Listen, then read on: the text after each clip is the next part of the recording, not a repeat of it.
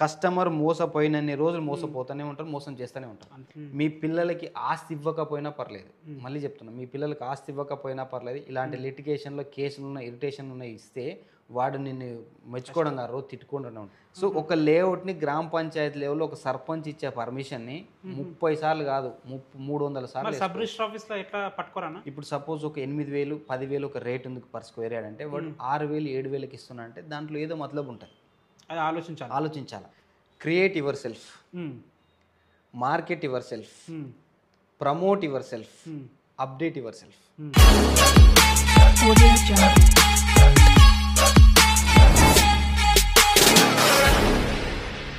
అయితే మరడనా ఆయన బాగున్నారా? మీకు రియల్ ఎస్టేట్లో ఎన్ని ఇయర్స్ నుంచి ఎక్స్పీరియన్స్ ఉంది? మీ గురించి ఒకసారి మా వ్యూవర్స్కి చెప్పండి. నేను గత 10 సంవత్సరాల నుంచి రియల్ ఎస్టేట్ ఫీల్డ్లో ఉన్నాను. ఓకే. ఈ 10 సంవత్సరాల్లో ఒడిదుడుకులు ఎన్ని చూశానంటే, నాకు తెలిసినంత వరకు 25 సంవత్సరాలు 30 సంవత్సరాలు చూడాల్సింది నేను చూశాను. ఓకే. ఎందుకంటే కింది స్థాయి నుంచి వచ్చాను. ఓకే. ఒక మార్కెటింగ్ ఏజెంట్గా దానికంటే ముందు ఒక గుడ్ విల్ ఉంటుంది కదా, ప్లాట్ అమ్మితే 10,000, ఆ స్థాయి నుంచి ఈరోజు ఒక కంపెనీ పెట్టుకోగలిగే స్థాయికి ఎదిగానంటే దేవుడి దయ ఒకటి, కష్టం ఒకటి. అదేవిధంగా మనకి అన్ని పరిస్థితులు అనుకూలించాయి. యాక్చువల్లీ రియల్ ఎస్టేట్ ఫీల్డ్లో 98% ఫెయిల్యూర్ ఉంటుంది. 98% ఫెయిల్యూర్ ఉంటుంది. కానీ ఆ 2%లో నేను అంటే దేవుడి దయ ఒకటి. ఇంకోటి మొన్న మీరు స్టేజ్ మీద చెప్పారు, మన కంపెనీ స్టేజ్ మీద చెప్పారు, గవర్నమెంట్ జాబ్ వదులుకొని ఇందులోకి వచ్చినా అన్నారు. మీకు అంత మోటివేషన్ ఏమి ఇచ్చింది రియల్ ఎస్టేట్లో? గవర్నమెంట్ జాబు రిజల్ట్ వచ్చే ముందు నేను ఒక నార్మల్గా సాధారణంగా 10,000 జీతానికి జాయిన్ అయినప్పుడు ఆ ఫీల్డ్ గురించి నేను తెలుసుకొని సెర్చ్ చేసి ఒక 3 డైరీలు రాశాను రియల్ ఎస్టేట్ గురించి. అందులో ఉన్న కిక్కు ఆ మధ్య దేంట్లో రాలేదనిపించింది, అందుకే గవర్నమెంట్ జాబ్ వదిలేసుకున్నా. ఓకే. దాని తర్వాత స్టెప్ బై స్టెప్ మనం చూస్తున్నాం కదా, ఈ ఫీల్డ్లో చూసిన తర్వాత ఒక విషయం నాకు అర్థమైంది.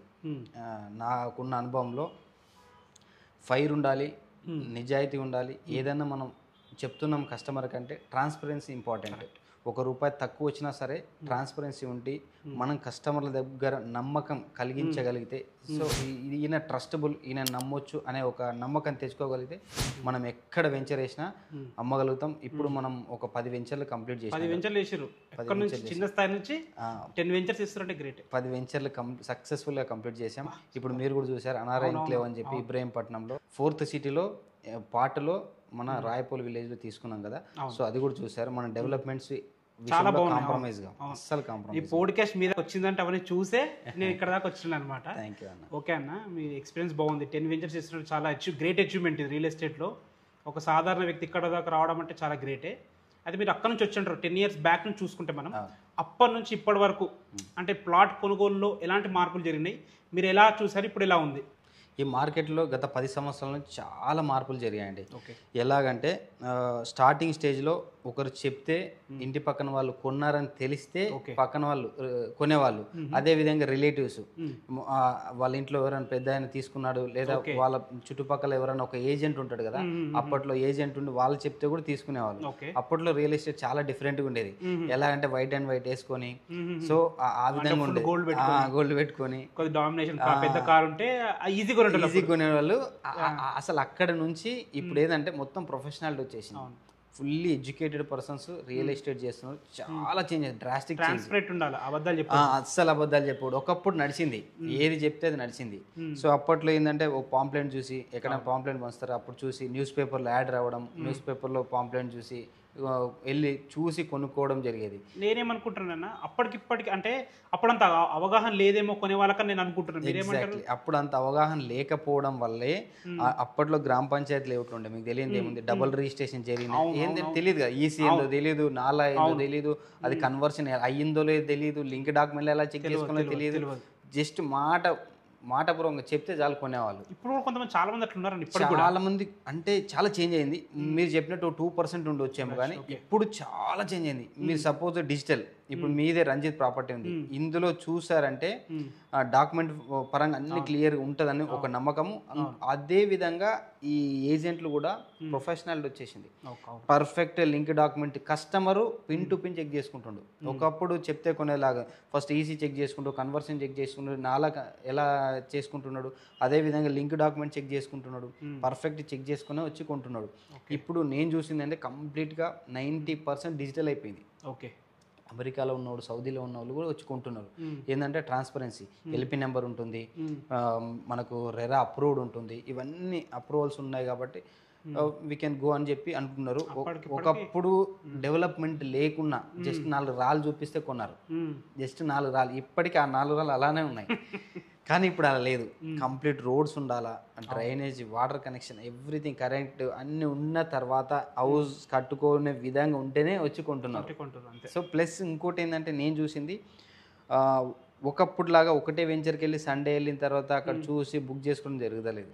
అదే రోజు వెళ్ళిన తర్వాత నెక్స్ట్ ఒక 3 సండేలు 4 సండేలు విజిట్ చేసి నలుగురితో మాట్లాడి ప్రైస్ అంతా ఎంక్వైరీ చేసుకొని, వెంచర్ అలాంటి వెంచర్ అని ఎంక్వైరీ చేసుకొని, కంపెనీ గురించి ఎంక్వైరీ చేసుకొని, ప్లస్ ల్యాండ్ చుట్టుపక్కల ఏం రేట్లు అన్నీ కస్టమర్, నిజంగా చెప్తున్నా కస్టమర్కి అప్రిషియేట్ చేయొచ్చు. ఒకప్పుడు లాగా లేదు, చాలా నాలెడ్జ్ వచ్చేసింది కస్టమర్కి. అంతే, ఎందుకంటే ఇప్పుడు డిజిటల్ ఎక్కువైపోయింది కదండి, ఏదైనా మన ఫింగర్ టిప్స్ మీద తెలిసిపోతుంది కాబట్టి జస్ట్ ఒక ఫోన్లో కొట్టేస్తే అన్ని డీటెయిల్స్ వస్తున్నాయి కదా. ఆ విధంగా కస్టమర్ చాలా తెలుసుకొని కొంటున్నారు, చాలా సంతోషం.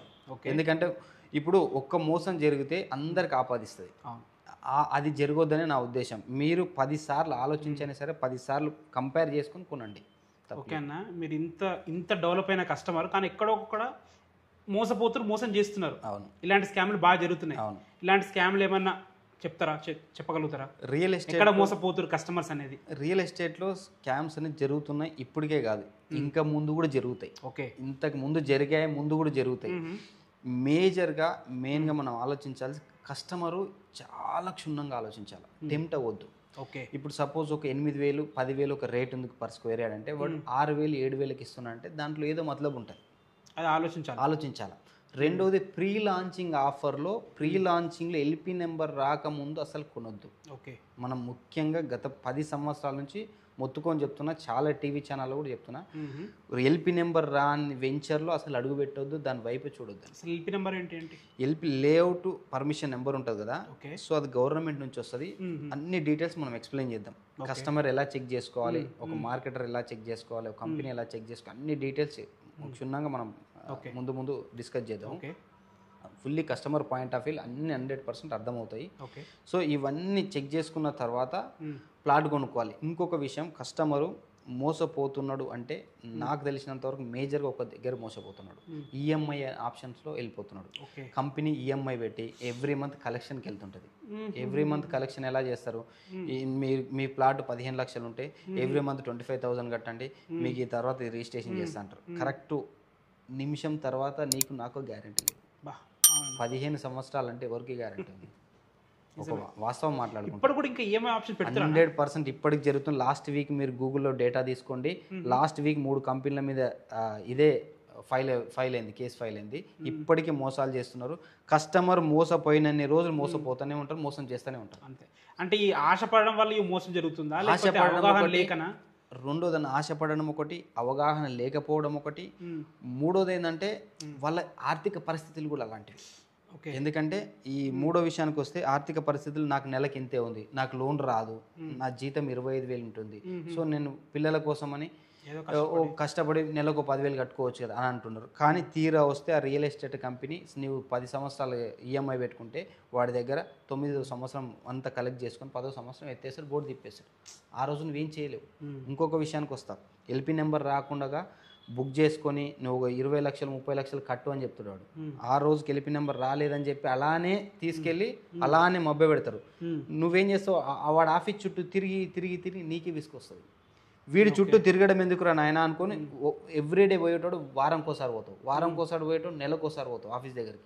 తర్వాత విసుకొచ్చి ఏదో కేసు వేస్తావు. ఈ కేసులు అన్నీ కామన్ ఇవన్నీ. అంతే. ఎందుకంటే వాడు అంత డబ్బు సంపాదించిన ఆ మాత్రం ఇన్ఫ్లుయెన్స్ చేసుకోలేదు, ఈజీగా చేస్తాడు. మూడో విషయానికి వస్తే వాడు ఏం చేస్తాడు తెలుసా, లాస్ట్కి నువ్వు ఇంత విసిగిస్తున్నావు కదా, మా దగ్గర ఇక్కడ లేదు, ఇది పర్మిషన్ రాదు, ఏడో దగ్గర గుట్టల్లో పొట్టల్లో ప్లాట్ ఇస్తుంది, 20 లక్షల ప్లాట్ నువ్వు 20 లక్షలు కట్టిన ప్లాట్ వాల్యూకి 2 లక్షల రూపాయల వాల్యూ ఇస్తుంది నీకు. ఏం చేస్తావు తర్వాత? ఏం చేయలేదు. సచినోడికి వచ్చిందే కట్నం కదా అన్నట్టు, పోయింది ఏదో పోయింది అని ఏదో ప్లాట్ అన్న మిగిలింది అనుకో. అంటే వీటిలో ఇరుకోద్దంటే ఎల్పి నెంబర్ రాకుండా ప్రీ లాంచ్ కొనొద్దు, రేట్ తక్కువ ఉందంటే కొనొద్దు. మాక్సిమం ఆలోచించాల్సిన విషయం రేటు తక్కువ ఉంది, ఏదో తక్కువ చెప్తున్నాడు కదా అని చెప్పి ఎక్కడో దూరం వెళ్ళి కొనుక్కోవద్దండి. రూపాయి ఎక్కువైనా పర్వాలేదు. మళ్ళీ చెప్తున్నా, నేను నా కస్టమర్లకి చెప్తున్నా, అందరికీ చెప్తున్నా, నీ దగ్గర 10 లక్షలు 12 లక్షలు ఉంటే ఆ ప్లాట్కి తక్కువ పడుతున్నా అంటే వెళ్ళి ఫిక్స్డ్ డిపాజిట్ బంగారమైన కొనుక్కో. కానీ దూరం ఏమో వెళ్ళి ఈఎంఐలో పనికిరాని లేఅవుట్లో ఏదో పెరగని లేఅవుట్లో కొనుక్కొని మోసపోవద్దు. నీ డబ్బులు ఉన్న చోట ఫిక్స్డ్ డిపాజిట్ గోల్డ్ మీద పెడితే అది ఎప్పుడు కూడా పెరుగుతుంది. రెండో విషయము, మీ పిల్లలకి ఆస్తి ఇవ్వకపోయినా పర్లేదు, మళ్ళీ చెప్తున్నా, మీ పిల్లలకి ఆస్తి ఇవ్వకపోయినా పర్లేదు, ఇలాంటి లిటిగేషన్లో కేసులు ఉన్న ఇరిటేషన్ ఉన్న ఇస్తే వాడు నిన్ను మెచ్చుకోవడం కాదు, రోజు తిట్టుకుంటూనే ఉంటాడు. మా నాన్న పోయే ముందు ఇలాంటి ఆస్తి అడ్డపెట్టిపోయింది ఇంద్ర నాయన అనుకుంటారు.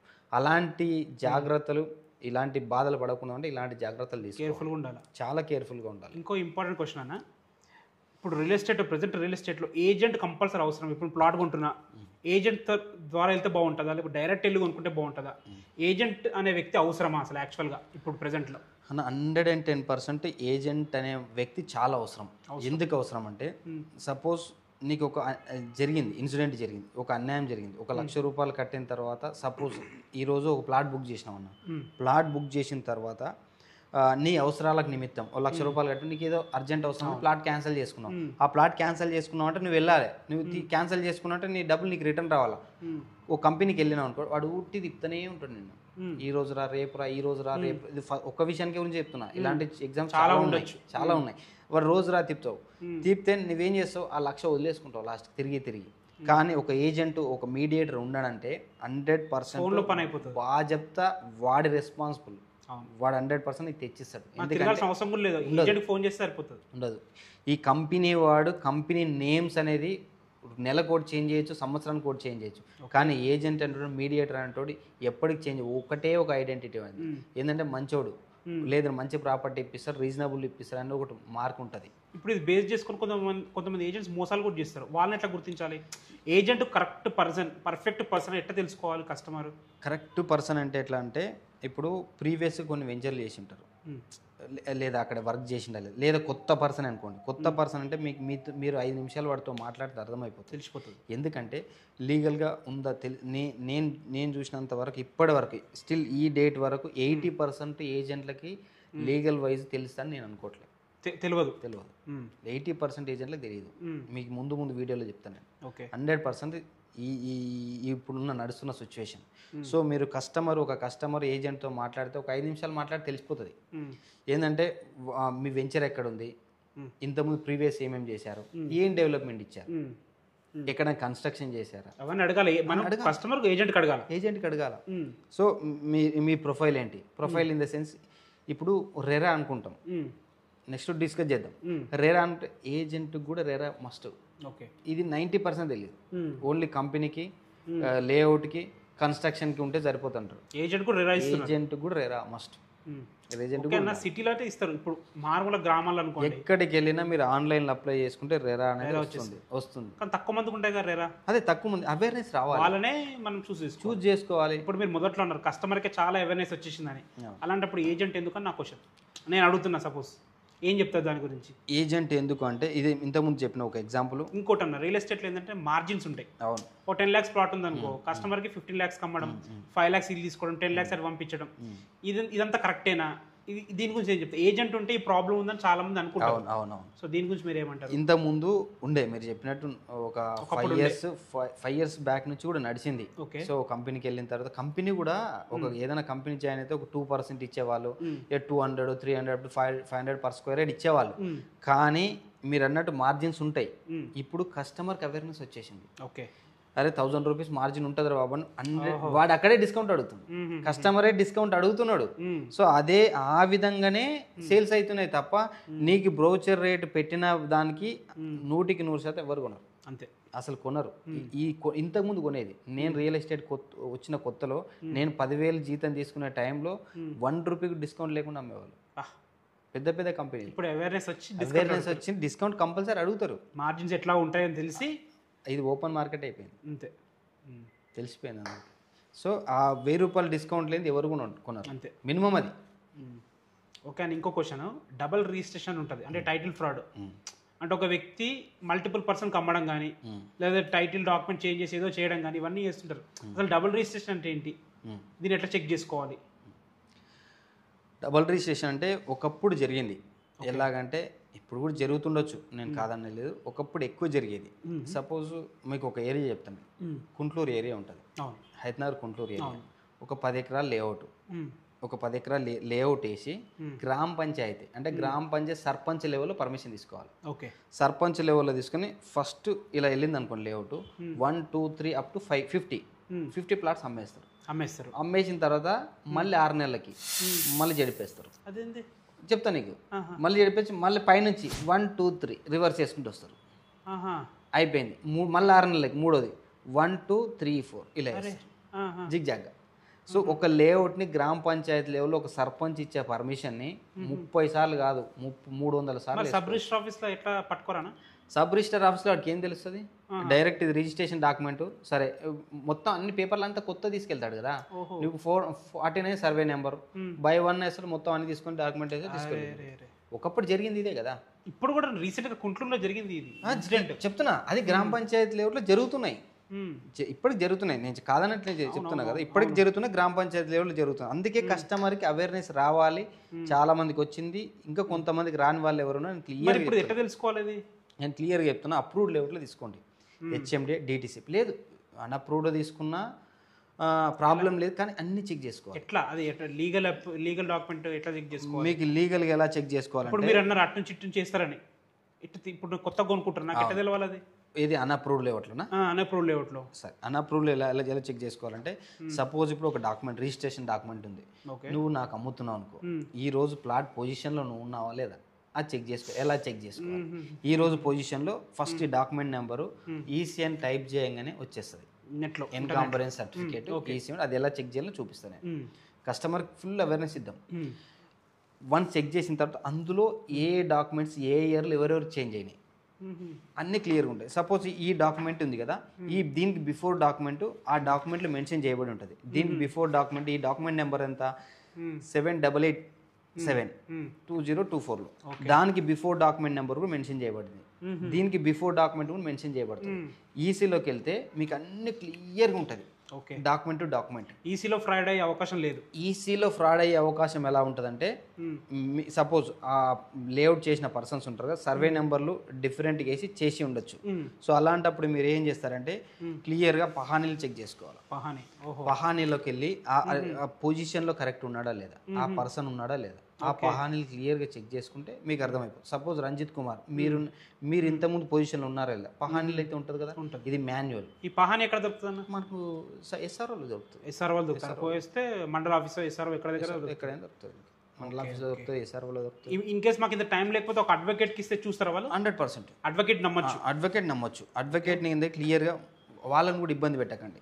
ఎందుకంటే ఎగ్జాంపుల్ ప్లాట్ అమ్మే వ్యక్తి నేను చూపించుకున్న అంత లీగల్ బాగుందని ఒక లీగల్ డాక్యుమెంట్ ఇస్తే ఓకేనా, లేదు మనం కూడా పర్సనల్గా చెక్ చేయించుకుంటే బెటరా? లేదు, మనం కూడా ఒక లాయర్ని కన్సల్ట్ అయ్యి, మీకు జీపీ లేఅవుట్లు అలాంటివి తీసుకుంటున్నామంటే ఒక లాయర్ని కన్సల్ట్ అయ్యి ఆ లాయర్ క్లియర్ ఒక 10 days టైం ఇవ్వండి. ఓకే. ఇమీడియట్గా ఎవరు మీకు ఏంటంటే ప్రెజర్ చేస్తుంటారు, అంత రేట్ వస్తుంది, ఇంత వస్తుంది, అంత వస్తుంది, అవన్నీ నమ్మకండి. ఒక 10 days లాయర్కి టైం ఇచ్చి, సో నా క్లియర్ టైటిల్ అన్ని తీసి పెట్టండి అంటే మీకు దానికి సంబంధించిన ఒకటి డాక్యుమెంట్ ఇస్తాడు, ఇలా ఇస్తాడు మొత్తం ఒక లీగల్గా లాయర్ చేసిన డాక్యుమెంట్ ఇస్తాడు నీకు, దానికి సంబంధించిన లింక్ అంత పూర్వం ఎవరి చేతుల నుంచి ఎవరు చేయి మారిందని ఒక సర్టిఫికేట్ ఇస్తాడు. అంటే మంచి అడ్వకేట్ దగ్గరగా ఎక్స్పీరియన్స్ ఉన్న అడ్వకేట్, ఇలాంటి వాటిలో ఎక్స్పీరియన్స్ ఉన్న వాళ్ళ దగ్గరికి వెళ్తే మీకు ఇలాంటి సర్టిఫికేట్ ఇస్తాడు. మీకు గతం 40-50 సంవత్సరాల కింద ప్రాపర్టీ ఎవరెవరి పేరు నుంచి ఎవరెవరికి మారిందని అన్ని డీటెయిల్స్ ఇస్తాడు.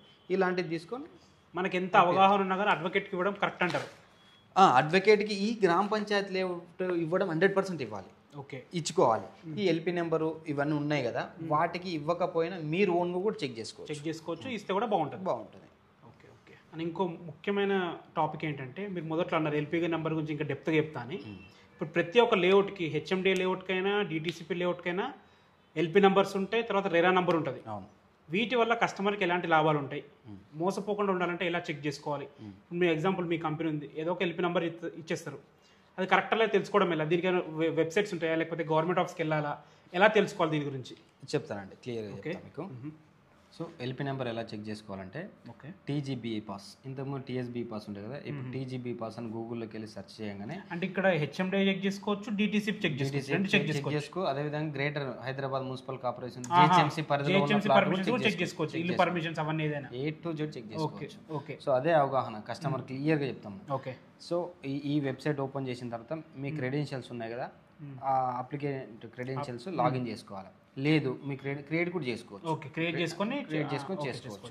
సో ఆ పేజ్ ఓపెన్ అయిన తర్వాత మీ క్రెడెన్షియల్స్ ఇక్కడ ఎంటర్ చేస్తే ఈ పేజ్ ఓపెన్ అవుతుంది. ఓకే. ఈ పేజ్లో ఏంటంటే మీకు స్టేటస్ వైజ్ దానికి ఎన్ఓసి వచ్చింది. అలా ఎన్ఓసి అంటే ఫైనల్ అప్లోడ్ వచ్చిన తర్వాత ఎన్ఓసి వస్తుంది. అది అపార్ట్మెంట్ కానీ ఇండివిజువల్ హౌస్ కానీ అదేవిధంగా వెంచర్ కానీ సరే ఎన్ఓసి వస్తుంది.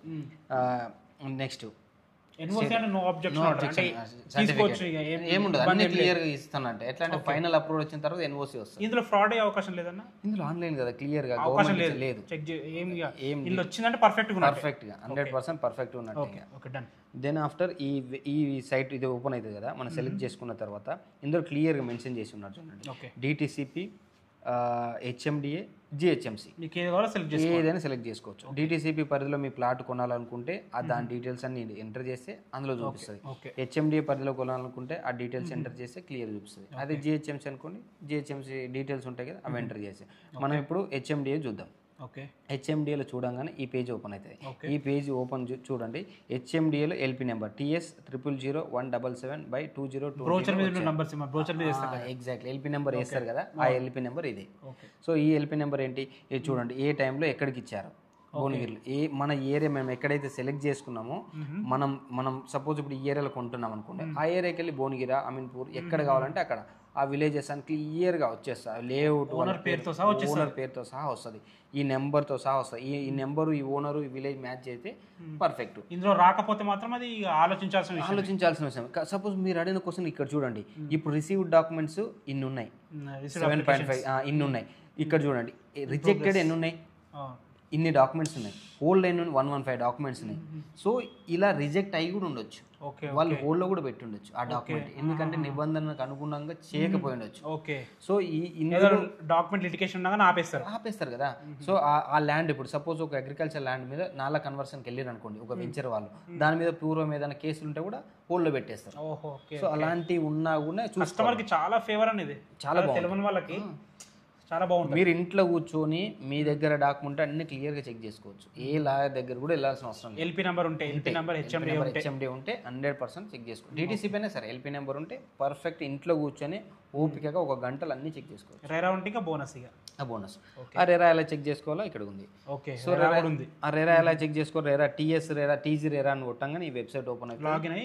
లాగిన్లో నార్మల్గా సిటిజన్ కొడితే కూడా మీకు ఆ రేరా నెంబర్ ఎంటర్ చేయగానే వాళ్ళ డాక్యుమెంట్స్, ఇంతకుముందు ఏ డాక్యుమెంట్స్ ఉంటాయి అందులో, ఆ వెంచర్కి సంబంధించిన డాక్యుమెంట్ మొత్తం ఉంటాయి.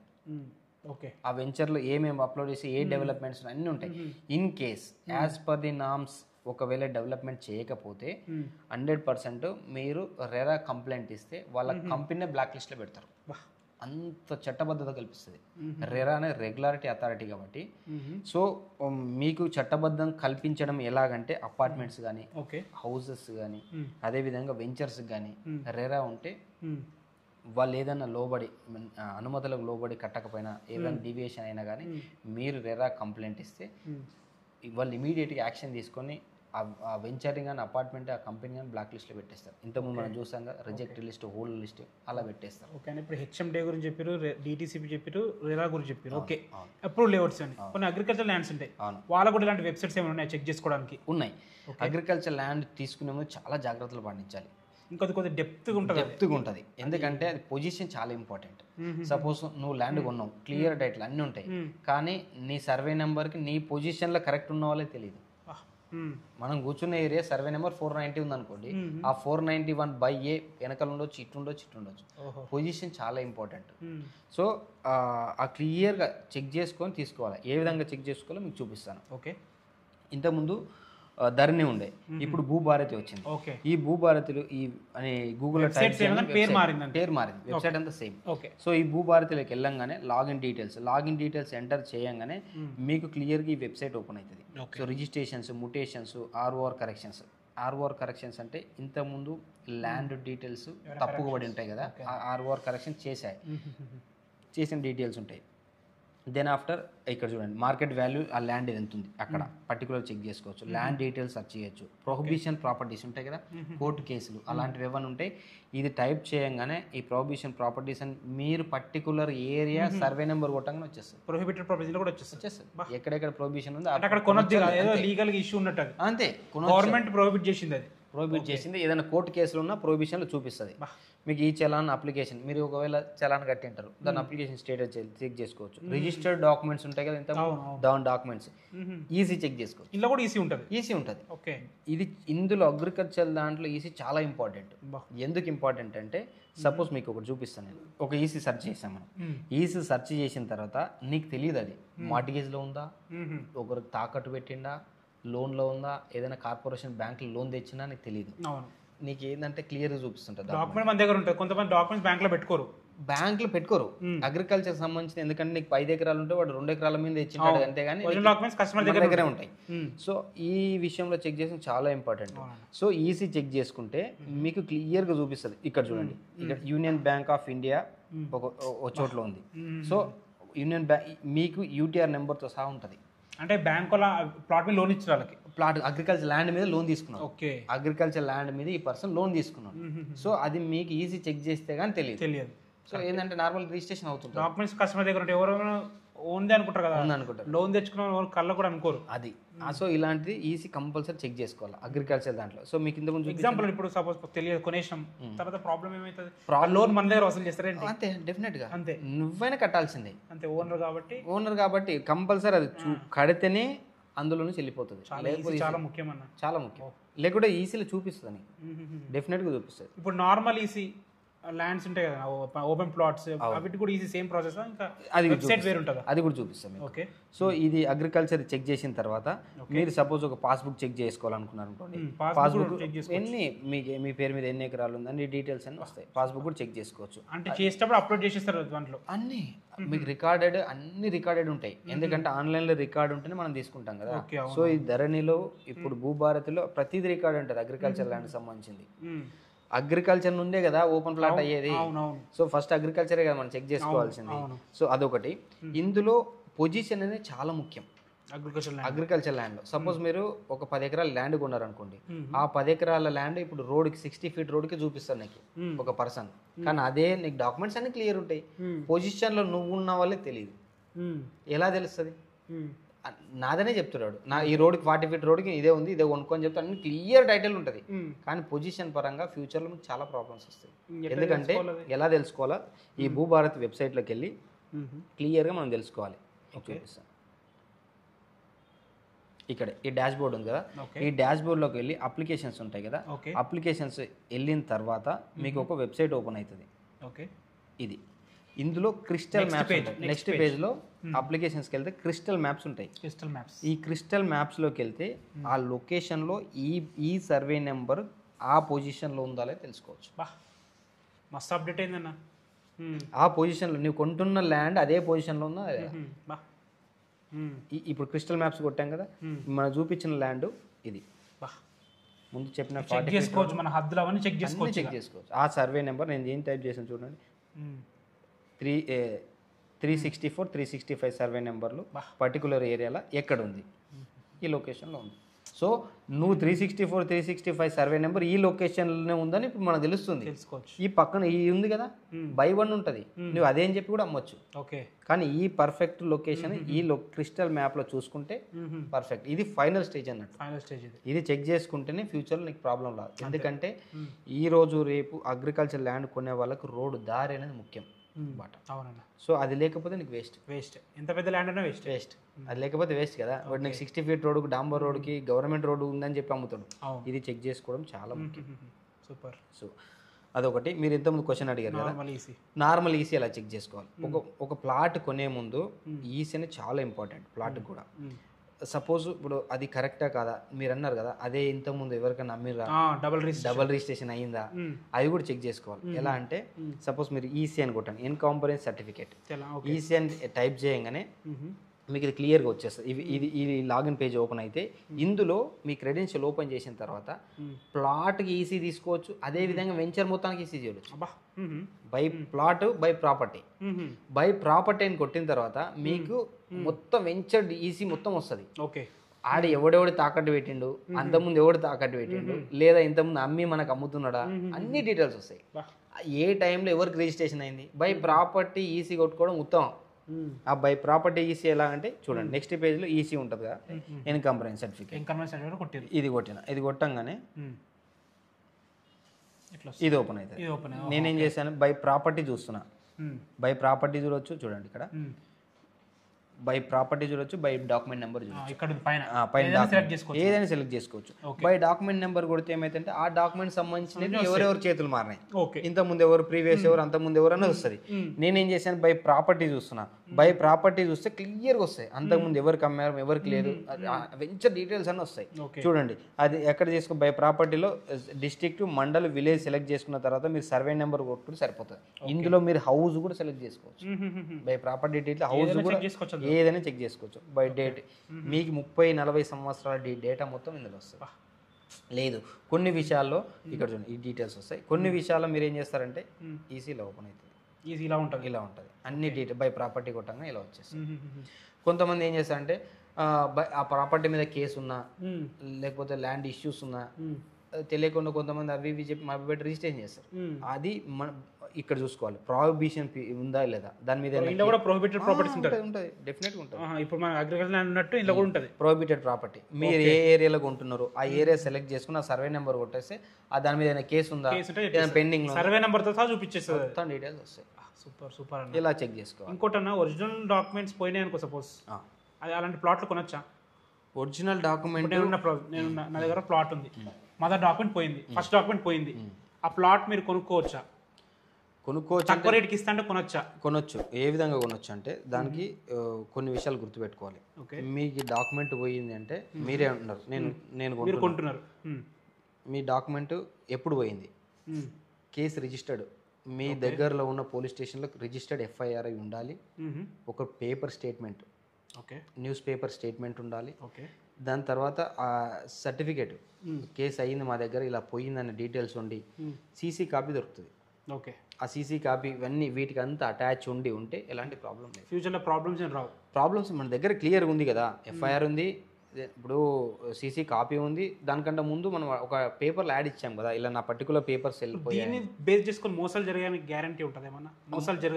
మోసాలు జరగడం అంటే ఇప్పుడు మీరే ఉన్నారు, ఇప్పుడు ఎఫ్ఐఆర్ని మ్యానిపులేట్ చేయడం కానీ ఇవన్నీ చేయలేమా?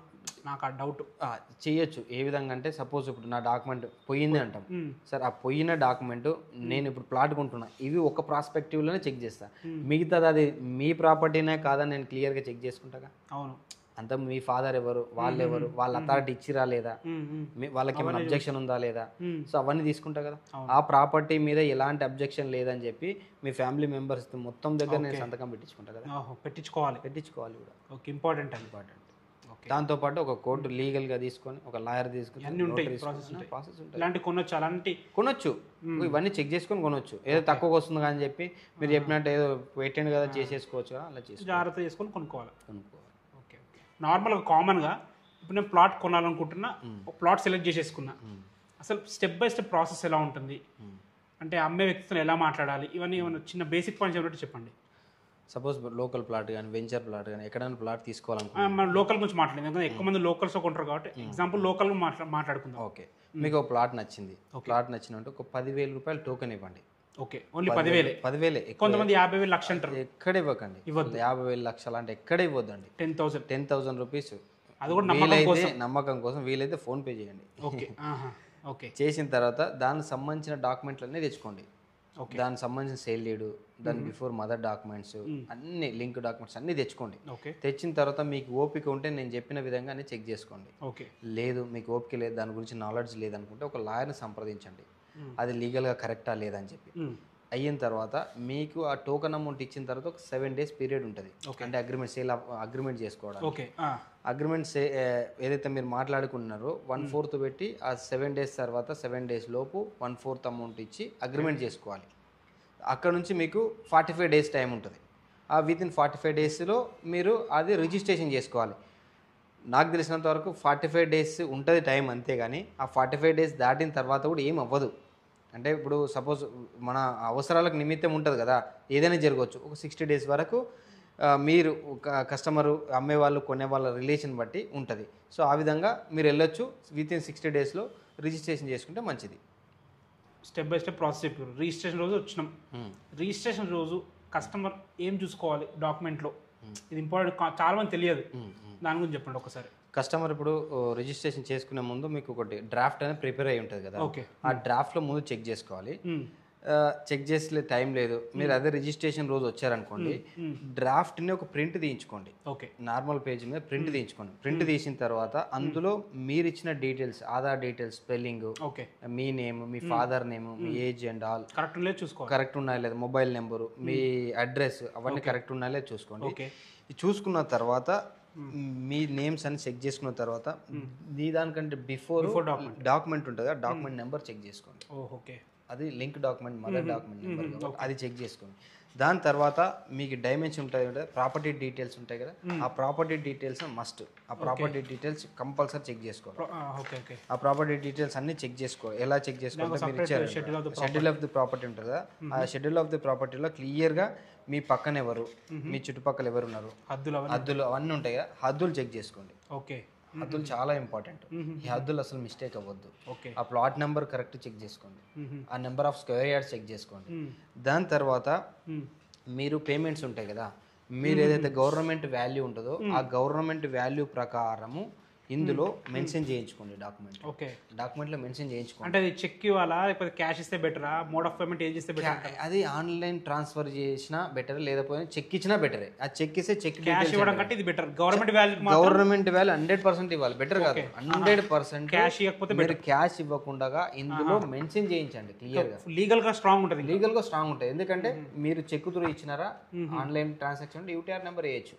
సో క్లియర్ ఇందులో డాక్యుమెంట్లో వైట్ అమౌంట్ అనేది గవర్నమెంట్ వాల్యూ అనేది మెన్షన్ అయ్యి ఉంటే 100% చాలా మంచిది. ఓకే ఓకే ఓకే అండి, చాలా మంచి. ఆ రోజు అది చెక్ చేసుకున్న తర్వాత దెన్ మీరు రిజిస్ట్రేషన్కి వెళ్తారు. రిజిస్ట్రేషన్ అయిన తర్వాత కూడా చెక్ చేసుకోండి. రిజిస్ట్రేషన్ అయిన తర్వాత వస్తుంది కదా, మీరు సంతకాలు పెట్టే ముందు, మీ ఫోటో వచ్చిన తర్వాత సంతకం పెట్టే ముందు ఇదే డాక్యుమెంటా లేదా అని చెక్ చేసుకోండి. సర్వే నెంబర్, బౌండరీస్ ఇవన్నీ చెక్ చేసుకుంటే బెటర్.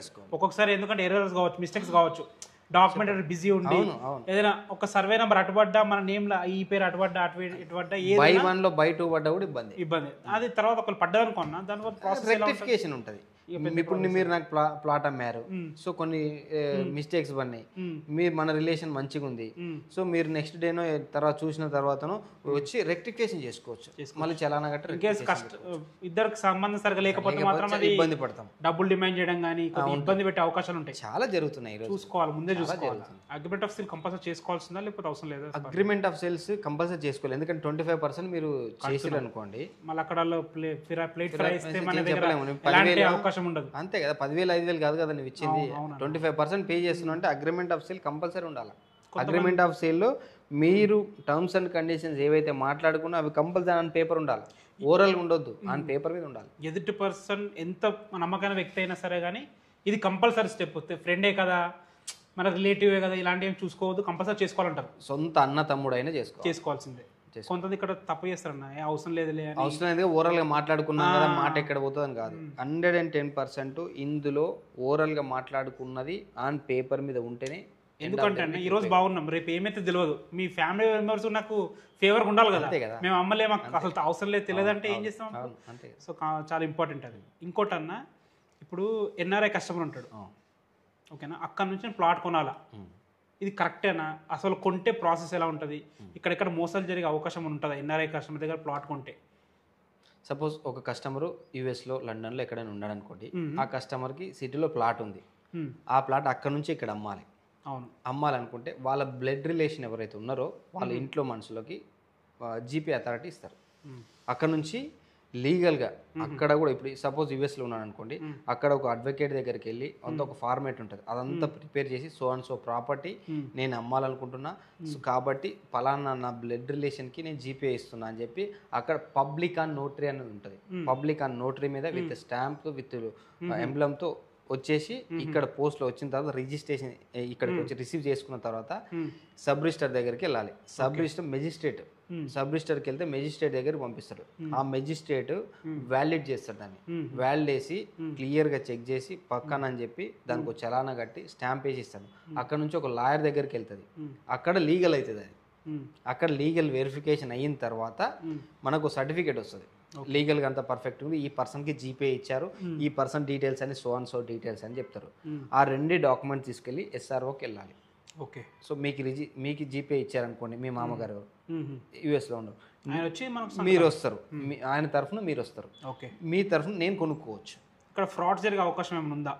బ్లడ్ రిలేషన్కి ఇచ్చింటారు కదా, క్లియర్గా వాళ్ళు జీపే మీకు 3 స్టెప్పులు జరుగుతున్నాయి ఇక్కడ. మెజిస్ట్రేట్ దగ్గరికి వెళ్ళి SRO first public and notary యూఎస్లో జరుగుతుంది, దెన్ ఆఫ్టర్ ఇక్కడ ఎస్ఆర్ఓలో మెజిస్ట్రేట్ దగ్గర వ్యాలిడేట్ అవుతుంది, దెన్ ఆఫ్టర్ మీకు లీగల్ ఎయిర్ దగ్గర వ్యాలిడేట్ అవుతుంది, దాని తర్వాత ఎస్ఆర్ఓకి వస్తుంది. ఎస్ఆర్ఓ కూడా గుడ్డిగా చేయడు కదా, అన్ని లీగల్గా పర్ఫెక్ట్గా చెక్ చేసుకుని ఎవరెవరు ఇచ్చారు, ప్లస్ ఇచ్చిన డాక్యుమెంట్ని కూడా ఎవరు వ్యాలిడేట్ చేసినా వాళ్ళకి కాల్ చేసి మీరు చేశారని కన్ఫర్మేషన్ చేసుకుంటాడు. ఓకే. దాని తర్వాత ఇప్పుడు అన్ని టెక్నాలజీ వీడియో కాల్ మాట్లాడచ్చు, ఫోన్లో మాట్లాడచ్చు, మాటపూర్వకమే కాకుండా మన లీగల్ ఆన్ పేపర్ కూడా ఉంటుంది కాబట్టి ఓకే ప్రాబ్లం లేదు. ఓకే అన్న, ఇది ఓకే. ఇంకొక చాలా మందికి ఉండే డౌట్ ఏంటంటే, సపోజ్ పెద్దవాళ్ళు ఎక్స్పైర్ అయిపోతారు, ఆ ప్లాట్ అమ్మాలన్నా కొనాలన్న ప్రాసెస్ ఎలా ఉంటుంది? అలాంటి ప్లాట్లు కొనొచ్చా? ఫస్ట్ ఆఫ్ ఆల్ ఇంట్లో ఒక వ్యక్తి పెద్ద మనిషి ఉన్నాడు, 2 పిల్లలు భార్య ఉంది అనుకోండి, 2 పిల్లలు భార్య, ఆయన చనిపోయాడు, పెద్ద మనిషి చనిపోయిన తర్వాత ప్రాపర్టీ ఉంది. ఆ ప్రాపర్టీ వీళ్ళ ముగ్గురికి అథారిటీ ఉంటుంది, యాక్చువల్గా ముగ్గురికి ఉంటుంది. సో ఆ ముగ్గురు ఏం చేయాలంటే ఒక ఫ్యామిలీ సర్టిఫికేట్ తీసుకోవాలి. సపోజ్ ఒక ప్లాట్కి వేరే ఉంటుంది, అగ్రికల్చర్ ల్యాండ్కి వేరే ఉంటుంది. సో ఒక అగ్రికల్చర్ ల్యాండ్ అయితే మండల ఆఫీస్లో మనకు ఎంఆర్ఓ ఇస్తాడు, వీళ్ళే ఫ్యామిలీ మెంబర్స్ అని ఫ్యామిలీ సర్టిఫికేట్ తీసుకొని ఎవరికైతే ఉందో ఆ ముగ్గురికి అమ్ముకునే రైట్ ఉంటే ముగ్గురికి ఇచ్చేస్తాడు, వాళ్ళ అండర్స్టాండింగ్ బట్టి. లేదు ముగ్గురు తీసుకెళ్ళి ఒకరికి అమ్ముతామని అమ్ముకోవచ్చు. సో ప్లాట్ అయితే సేమ్ ఎలాంటి ఇక్కడ ఎస్ఆర్ఓ దగ్గరికి వెళ్తారుగా, దానికంటే ముందు కూడా ప్రాపర్టీ పెద్దది ఇప్పుడు ఉంటుంది కదా, లీగల్ కొన్ని ప్రాబ్లమ్స్ ఏమన్నా ఉన్నాయా కొనే వాళ్ళు చాలా అడుగుతారు. సో మీరు కోర్టుకి వెళ్ళాలి, కోర్టుకి వెళ్ళి ఫ్యామిలీ సర్టిఫికేట్ ఇక్కడ నుంచి తీసుకెళ్ళి కోర్టులో సబ్మిట్ చేసి అక్కడ క్లియరెన్స్ సర్టిఫికేట్ ఒకటి తెచ్చుకోవాలి. ఈ ప్లాట్ సంబంధించిన ఓనర్స్ వీళ్ళే, మా ఆయన చనిపోయాడు, మా ఫాదర్ చనిపోయాడు అని చెప్పి ఈ ఫ్యామిలీ మెంబర్స్ అక్కడ నుంచి ఎన్ఓసి తెచ్చుకొని లీగల్గా తెచ్చుకొని త్రూ లాయర్ తెచ్చుకొని ఎస్ఆర్ఓలో సబ్మిట్ చేస్తే ఓకే, ప్రాసెస్ కంప్లీట్. ఇబ్బంది ఏమి ఉండదు. ఎందుకు ఉండదు అంటే మీకు అన్ని లీగల్గా పర్ఫెక్ట్ జరుగుతుంది. ఇప్పుడు సపోజ్ అలా అంటే హైదరాబాద్లో ఒక 15% లేరు, చనిపోయారు, 15% లేరు, అలా అని చెప్పి ఉట్టిగా ఉండదు కదా. అది ప్రాపర్టీ లీగల్గా వాళ్ళ ఫ్యామిలీ మెంబర్స్కి చెందుతుంది. అలాగే ఫ్యామిలీ సర్టిఫికేట్ వస్తే అన్నీ వస్తాయి. సబ్జెక్ట్ తిన వాళ్ళు భయపడతారు, వాస్తవమే. కొంత తక్కువ కూడా కోట్ చేస్తారు, అది కూడా వాస్తవమే. ఓకే, తక్కువ రేట్లో వస్తే నోటరీ ప్లాట్ తీసుకోవచ్చా? నేనైతే ప్రిఫర్ చేయను. అంతే. ఎందుకు ప్రిఫర్ చేయాలి? దేనికోసం నోటరీ ఎందుకు తీసుకోనంటే అది ఆన్ రికార్డ్ ఉండదు. ఓకే, ఆన్ రికార్డ్ ఉండదు, ఎప్పుడు ఏమైనా జరగవచ్చు. ఇప్పుడు హైడ్రా వచ్చి కూల్చొచ్చు, ఈ గవర్నమెంట్ నా ల్యాండ్ అని చెప్పొచ్చు, ఈ గవర్నమెంట్ ల్యాండ్లో నువ్వెలా కట్టుకుంటావు అని కూడా చెప్పొచ్చు. నేనైతే 100% నోటరీ ప్లాట్ ప్రిఫర్ చేయను. ఓకే, తక్కువ బడ్జెట్ అయినా కొద్దిగా లాంగ్ వెళ్ళి తీసుకోవడం బెటర్. తీసుకొని ఇన్వెస్ట్మెంట్ చేసుకోండి, ఎప్పటికైనా ఫ్యూచర్లో అట్లయినా వస్తుంది. మీకు అంత ఇబ్బంది ఉంటే ఏదైనా వేరే ఏదైనా కొనుక్కోండి. ఓకే అన్న, అసలు రియల్ ఎస్టేట్ ఫీల్డ్కి సంబంధం లేని వాళ్ళు వచ్చి ప్లాట్ కొనుక్కోవాలనుకుంటే కంపల్సరీ ఈ ముఖ్యమైన విషయాలు మీరు ఫోకస్ చేయాలి అని అనుకుంటే మీరు ఏం చెప్తారు? అసలు సంబంధం లేదు real estate, first time plot కొంటున్నా, ఒక 3 ముక్కల్లో చెప్పండి నాకు కంపల్సరీ చూసుకోవాలని. వెంచర్కి వెళ్ళండి, లొకేషన్ సెలెక్ట్ చేసుకోండి, ఓకే రండి, వచ్చి కేవలం 10,000 మాత్రమే అడ్వాన్స్ ఇవ్వండి, అన్ని డాక్యుమెంట్స్ తీసుకెళ్ళండి మీకు నచ్చింది కాబట్టి.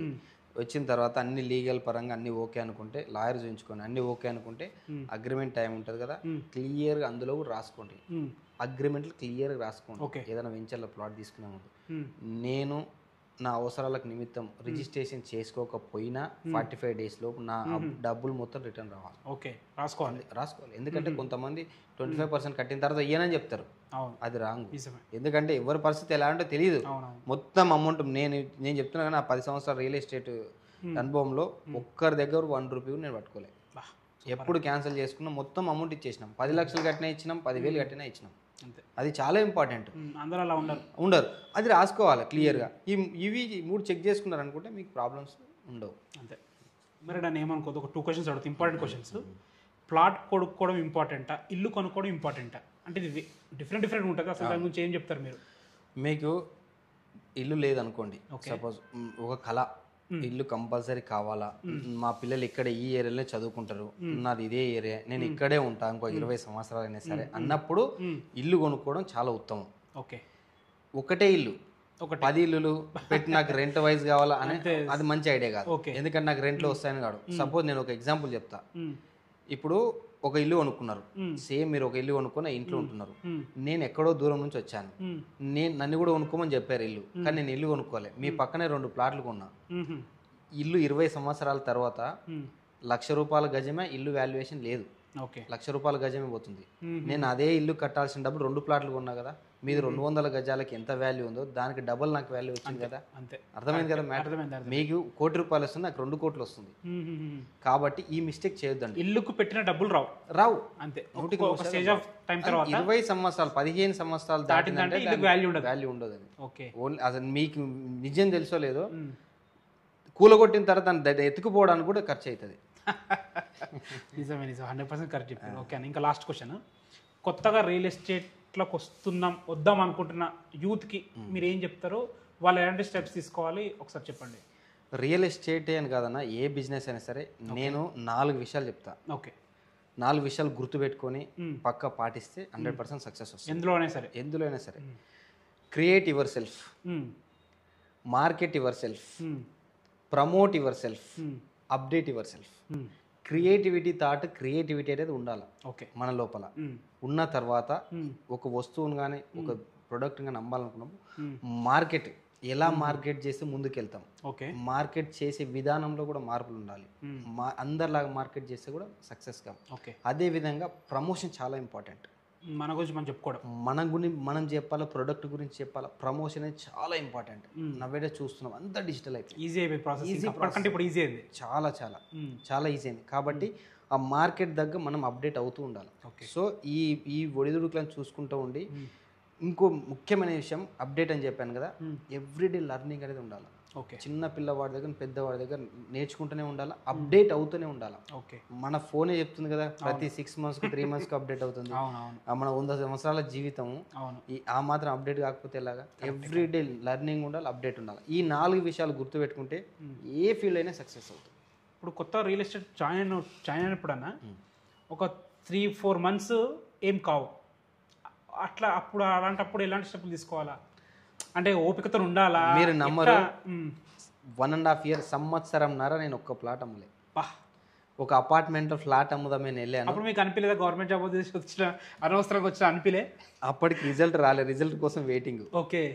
నేను చెప్పాను కదా, 99 విజిట్లు పెట్టాను ఒక అపార్ట్మెంట్. నాగోల్ ఫ్లాట్ అమ్మడానికి 99 విజిట్లు పెట్టిన వర్షాకాలంలో, ఒక్క ఫ్లాట్ అమ్మడు. కానీ ఇప్పుడు మీ అంత ఓపిక లేదేమో యూత్ కి, నాకు అనిపిస్తుంది. కరెక్ట్. అంత ఓపికతో అంటే ఆన్ ద స్పాట్లో అయిపోవాలి, ఈరోజు వచ్చిన రేపు అమ్మాలనే ధోరణి కనిపిస్తుంది. దీని గురించి ఏమంటారు మీరు?